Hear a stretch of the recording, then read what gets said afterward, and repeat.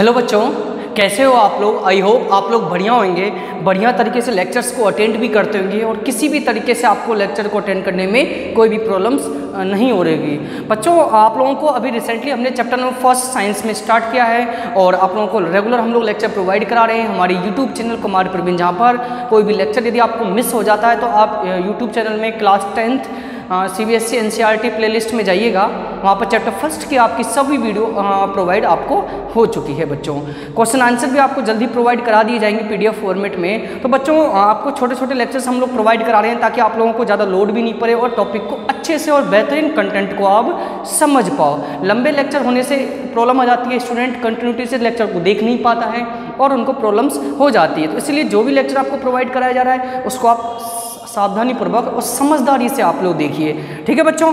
आइए, आज बच्चों कल हमने आप लोगों को प्रीवियस लेक्चर में डिकम्पोजिशन रिएक्शन के बारे में, कंबाइनेशन रिएक्शन के बारे में डिटेल से बता दिया है। आज हम एक नए रिएक्शन के टाइप्स के बारे में पढ़ेंगे, डिस्प्लेसमेंट रिएक्शन। बच्चों, हमारा आज का जो टॉपिक है डिस्प्लेसमेंट रिएक्शन।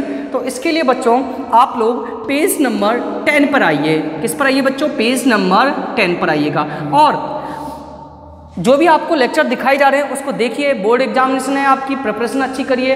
अगर आप प्रिपरेशन नहीं करोगे तो आपको बहुत ज़्यादा दिक्कत आएगी बच्चों, इसीलिए प्रिपरेशन ज़्यादा से ज़्यादा और अच्छी तरीके से आप करिए बच्चों, ठीक है। आइए, डिस्प्लेसमेंट रिएक्शन क्या होता है? हिंदी में इसको बोलते हैं विस्थापन अभिक्रिया। क्या बोलेंगे बच्चों हम? विस्थापन अभिक्रिया। इसमें एक्चुअली में होता क्या है कि कोई भी रिएक्टेंट में कोई भी कंपाउंड या एलिमेंट्स या यौगिक या तत्व अपने उसी रिएक्टेंट के दूसरे कंपाउंड या एलिमेंट को उसकी जगह से डिस्प्लेस कर देता है, यानी हटा देता है। सौ बात की एक बात, यदि मैं इसको आम भाषा में समझाऊं, आप एक बस में ट्रेवल कर रहे हो या क्लास बस में, आप लोग स्कूल बस में जाते हो, कोई आपकी क्लास का शरारती बच्चा है, बदमाश है, वो क्या करता है अपने से कमजोर या छोटी क्लास में पढ़ने वाले बच्चों को सीट पर, मान लो खिड़की वाली सीट पर बैठ गया है, तो वो क्या करता है आके उसको उसकी जगह से हटा देता है, यानी उसने उसकी जगह से उसको डिस्प्लेस कर दिया। होता ही नहीं होता डेली लाइफ में। उसी तरीके से इस रिएक्शन में हम लोग समझेंगे बच्चों। एक्टिविटी दी गई है, पहले उस एक्टिविटी को हम लोग लेते हैं। Activity 1.9 page number 10 government book NCERT लाइएगा आप लोग। Take 3 iron nails and clean them by rubbing with sand paper. 3 लोहे की कील लीजिए आप, उसको सैंड पेपर या रेगमाल से साफ कीजिए। Take 2 test tube mark SAB।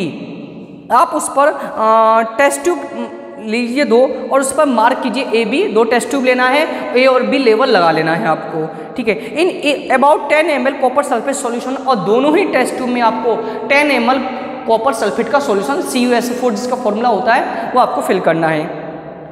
Tie 2 iron nails with a thread and immerse them carefully in the copper sulphate solution in test tube B and about 20 minutes keep 1 iron nail inside for comparison. आप क्या करिए, यानी आपसे बोल रहा है कि 2 iron nail लीजिए, उसको थ्रेड से, आपको डायग्राम में दिख रहा होगा 1.8 डायग्राम, 2 लोहे की कील लेनी है, उसको आपस में बांध देना है। 3 लिया था हमने, इसमें से 2 लोहे की कील को धागे से बांध कर कॉपर सल्फेट के सॉल्यूशन में इमर्ज कर देना है, यानी डुबो देना है बच्चों, ठीक है। जैसे ही आप उसको डुबो दोगे, आप 20 मिनट के बाद आप देखिए आपको क्या फ़र्क दिखाई देगा। आफ्टर 20 मिनट्स, 20 मिनट के बाद, take out the iron nails from the copper sulphate solution. Iron nail में से कॉपर सल्फेट सॉल्यूशन को आप बाहर निकालिए बच्चों, ठीक है। Compare the intensity of the blue colour of copper sulphate solution in test tube A and B। आप कंपेयर करिए, जो कॉपर सल्फेट सॉल्यूशन था उसका कलर ब्लू था, क्या अब भी वैसा ही कलर है? क्या अब भी वैसा ही कलर है क्या? Also compare the colour iron nail dipped in copper sulphate solution with the 1 keeped aside. दूसरी तरफ कॉपर सल्फेट में जो आपने आयरन नेल डाला और एक आयरन नेल एक्स्ट्रा जो लिया था उसको भी कंपेयर करिए, क्या आपको दिखाई देगा। आइए अब डिटेल से समझते हैं क्या बोल रहा है ये आप लोगों को। आप लोग आयरन नेल लीजिए बच्चों इस तरीके से, सॉरी टेस्ट ट्यूब लीजिए, ठीक है बच्चों। 2 टेस्ट ट्यूब लिया हमने, कॉपर सल्फेट का सॉल्यूशन हमने फिल किया इसमें, और इसमें हमने आयरन नेल लगा दिया। 2 आयरन नेल लिए हमने और इसको आपस में बांध दिया हमने, और ये आपका कॉपर सल्फेट का सॉल्यूशन है बच्चों। ये आपको कॉपर सल्फेट का सॉल्यूशन दिया गया है, ठीक है। हमने इसको किसी भी चीज़ से थ्रेड से बांध के लटका दिया। अब इस कॉपर सल्फेट के सॉल्यूशन में आपने क्या डाला? Iron nail. Iron nail means iron, जिसका फॉर्मूला होता है Fe, समझे। आयरन नेल डाला जिसका फॉर्मूला होता है Fe। हमने इसको डुबो दिया। आफ्टर सम टाइम एक्चुअली में कॉपर सल्फेट का जो कलर होता है, इसके सॉल्यूशन का कलर होता है वो ब्लू होता है। मैं आपको बता देता हूँ, यहाँ पे इन्फॉर्म कर देता हूँ, कॉपर सल्फेट के सॉल्यूशन का कलर एक्चुअली में ब्लू होता है। आयरन नेल हमने डाल दिया, आफ्टर 20 मिनट्स, 20 मिनट के बाद हम देखते हैं जो कॉपर सल्फेट का सॉल्यूशन है उसका कलर चेंज हो जाता है। अब जो कलर होगा बच्चों, अब आपको जो इस कॉपर सल्फेट के सॉल्यूशन में कलर दिखाई देगा वो रेडिश ब्राउन कलर का दिखाई देगा, यानी ब्राउन कलर का इस सॉल्यूशन का कलर हो जाएगा बच्चों ब्राउनिश, भूरे लाल भूरा हो जाएगा। क्यों हुआ? क्योंकि अब ये कॉपर सल्फेट नहीं रहा बच्चों, अब ये बन चुका है फेरस सल्फेट, यानी बच्चों FeSO4 बन चुका है। ठीक है, FeSO4 बन चुका है। जो आयरन नेल थी आपकी, मैं बता देता हूं, एक आयरन नेल ले रहा हूं मैं, उस पर एक भूरे कलर की परत जम जाती है और इसका कलर ब्राउनिश हो ही चुका है, मैंने आपको बता ही दिया। ठीक है बच्चों, और सॉरी एक मिनट बच्चों, इसका कलर आयरन का कलर ब्राउनिश हो जाता है, मैंने उल्टा बोल दिया आप लोगों से। जो आयरन है इसका कलर ब्राउन हो जाएगा, ब्राउनिश भूरे कलर का, और जो सॉल्यूशन है FeSO4 बन चुका है, इसका जो कलर हो जाएगा सॉल्यूशन का बच्चों अब ग्रीन हो जाएगा।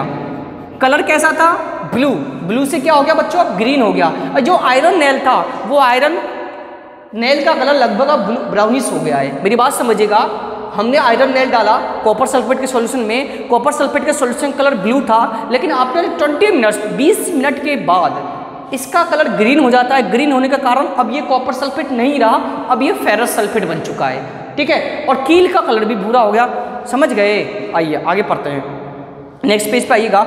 Why does the iron nail becomes brownish in color and the blue color of copper sulfate solution fades? The following chemical reaction take place. अभी जो हमने किया इसको यदि रिएक्शन फॉर्म में लिखे बच्चों, देखिए Fe आयरन नेल को Fe से शो करेंगे, कॉपर सल्फेट लिया। अब बच्चों आपका क्या हो जाएगा FeSO4 और Cu। यहाँ पर जो ब्राउनिश कलर है, यहाँ पर कॉपर की लेयर जम चुकी है। और हुआ क्या है इसमें देखिए आप लोग, Fe ने क्या किया यहाँ पर बच्चों, Fe ने क्या किया, Cu को उसकी जगह से भगा दिया, हटा दिया, आम भाषा में समझिए इसको भगा दिया, डिस्प्लेस कर दिया, और उसकी जगह खुद आ गया। Cu बेचारा बाहर चला गया। Cu कमजोर है, कॉपर कमजोर है, Fe ज़्यादा ताकतवर है, उसने उसको डिस्प्लेस कर दिया और इस तरीके से हमारा FeSO4 बना।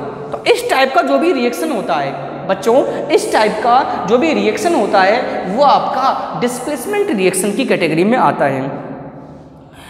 इन this reaction iron has displaced to remove another elements. यहाँ पर आयरन ने दूसरे एलिमेंट्स को रिमूव कर दिया है, copper from copper sulphate solution. किसको? कॉपर सल्फेट के सॉल्यूशन में से कॉपर को रिमूव कर दिया है। This reaction is non displacement reaction. यदि आप डेफिनेशन की बात करूं, when high reactivity metal are displaced by displace is less reactivity metal is called displacement reaction. उसे हम विस्थापन, जब उच्च क्रियाशील धातु किसी निम्न क्रियाशील धातु को यदि अपनी जगह से डिस्प्लेस कर दे, विस्थापित कर दे, तो उस अभिक्रिया को हम विस्थापन अभिक्रिया कहते हैं। ठीक है बच्चों, समझ गए आप लोग? एक एग्जाम्पल और मैं आपको दूं, एक मैं जिंक का एग्जाम्पल लेता हूं, आप लोग उसको भी समझिएगा। अब एक एक्टिविटी और करें हम, हमने कॉपर सल्फेट का सॉल्यूशन लिया बच्चों, मैं आपको डायग्राम यहां बना देता हूं। हमने इसमें कॉपर सल्फेट फिल किया और इसमें हमने जिंक के टुकड़े डाल दिए बच्चों हमने क्या डाल दिए? जिंक के टुकड़े, Zn जिंक के टुकड़े डाल दिए। आपको पता है, अभी मैंने बताया इसका कलर कैसा होता है, ब्लू होता है। आफ्टर ए सम टाइम, जब हम जिंक एक मेटल है वो डाल देते हैं, आफ्टर ए सम टाइम, कुछ समय के बाद, अभी जो जब आप देखोगे तो ये सॉल्यूशन जो कलर हो जाए वो कलरलेस हो गया, कलरलेस हो जाता है बच्चों। कलरलेस मीन्स अब ये बन चुका है आपका ZnSO4, यानी जिसका कलर पहले ब्लू था बच्चों, जिसका कलर पहले ब्लू था वो अब कलरलेस हो चुका है, यानी ZnSO4 बन चुका है। यानी हमने जिंक लिया, CaSO4 के सॉल्यूशन में उसको हमने डाला, डालने पर जो कलरलेस सब्सटेंस बना वो एक्चुअली में जिंक सल्फेट बन चुका है और इसने भी कॉपर को हटा दिया। तो ये भी क्या आपका डिस्प्लेसमेंट रिएक्शन का एग्जांपल है। तो बच्चों रिएक्शन के साथ डेफिनेशन के साथ उसके रिएक्शंस के एक दो एग्जांपल भी आपको लर्न होनी चाहिए। कई बार एग्जाम में क्या आएगा कि डिस्प्लेसमेंट रिएक्शन क्या होता है, उसको एक एक्टिविटी के थ्रू एक्सप्लेन करिए, तब आपको एक्टिविटी भी लर्न होनी चाहिए। एक और दिया गया है, लीड को कॉपर क्लोराइड से रिएक्ट कराते हैं तो आपका लीड क्लोराइड बनेगा, यहाँ पर कॉपर दोबारा डिस्प्लेस हो गया। तो Zn and lead are more reactive elements than copper, the displace copper from its compound. यहाँ पर Zn और लीड, Zn और एक लीड का भी एग्जांपल आपकी बुक में दे रखा है, ये ज़्यादा रिएक्टिव है और ये कॉपर जो है उसको लेस रिएक्टिव होने का उसको अपनी जगह से डिस्प्लेस कर देते हैं बच्चों, समझे। तो ये आपको एक एग्जाम्पल दिया मैंने। एक और बच्चों आपको दिया गया डबल डिस्प्लेसमेंट रिएक्शन, इसको भी हम लोग समझ लेते हैं। तो अगला है आपका डबल डिस्प्लेसमेंट रिएक्शन। बच्चों ये समझ गए, यदि आप लोग इसको राइट भी करना चाहो तो राइट भी कर सकते हो, ऐसी कोई दिक्कत नहीं है। मैं इसको इरेज कर देता हूँ और अगला टॉपिक मैं यहाँ डाल देता हूँ बच्चों। डबल डिस्प्लेसमेंट रिएक्शन बच्चों, अगला नेक्स्ट टॉपिक है आपका, सेम है बस सिमिलर, हल्का सा फर्क है इसमें। डबल डिस्प्लेसमेंट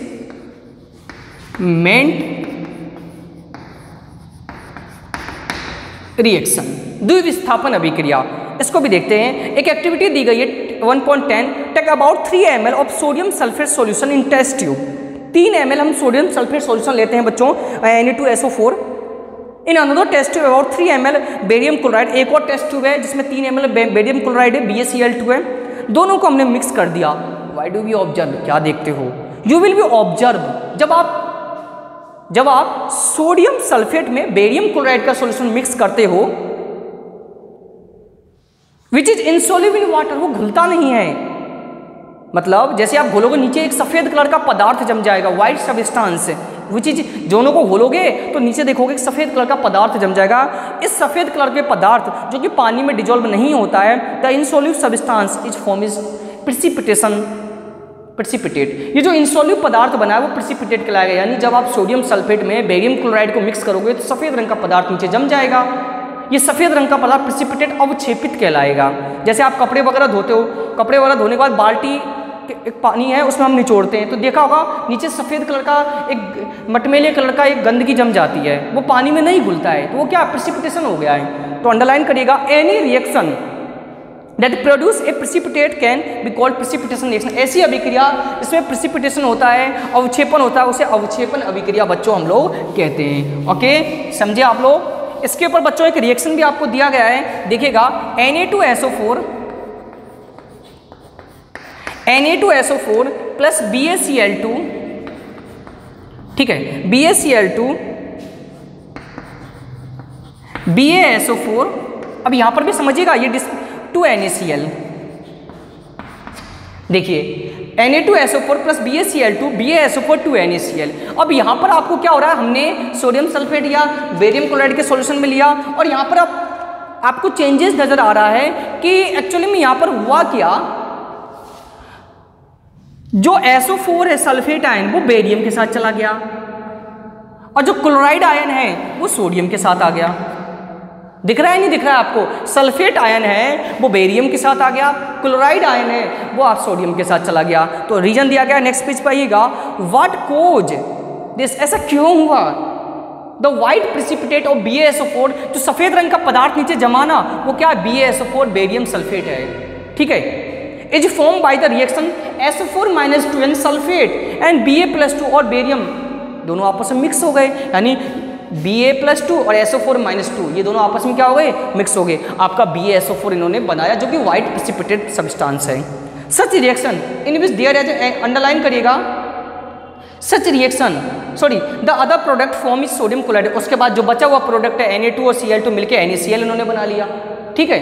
तो the such reaction in which there is an exchange of ions, जिसमें आयन एक्सचेंज होते हैं। देखो इसमें अंतर है, इसमें एलिमेंट डिस्प्लेस करता है जबकि इसमें आयंस आपस में डिस्प्लेस होते हैं बच्चों। और आयंस के लिए आप लोगों ने क्लास 9th में डिटेल्स इसको पढ़ लिया होगा, आयंस क्या होते हैं, कितने टाइप के होते हैं। तो यहाँ पर आयंस डिस्प्लेस हो रहे हैं, आपस में आयंस एक दूसरे को डिस्प्लेस कर रहे हैं। तो बिटवीन द रिएक्टेंट में जब आयंस एक दूसरे को डिस्प्लेस करते हैं तो इस टाइप के रिएक्शन को हम डबल डिस्प्लेसमेंट रिएक्शन बच्चों कहते हैं, समझ गए।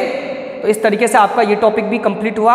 एक टॉपिक और रह रहा है ऑक्सीडेशन और रिडक्शन, उसको हम नेक्स्ट वीडियो लेक्चर में कवर करेंगे। तो बच्चों जब भी आप यूट्यूब पर वीडियो लेक्चर देखते हो सबसे पहले लाइक किया करो वीडियो को और अपना कमेंट बॉक्स में नाम जरूर लिखें, और कोई प्रॉब्लम हो तो आप लोग हमसे कॉन्टैक्ट करिए। So thank you students, thank you for watching this video and attend this session.